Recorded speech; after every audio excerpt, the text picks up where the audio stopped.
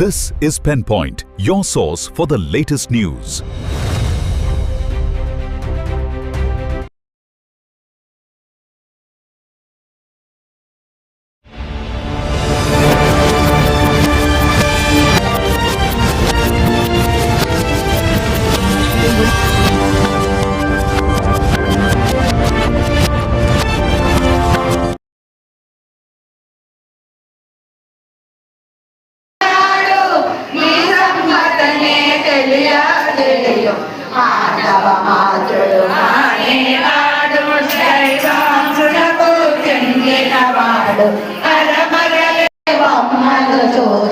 ఎన్నడు చూడని అందము చూచ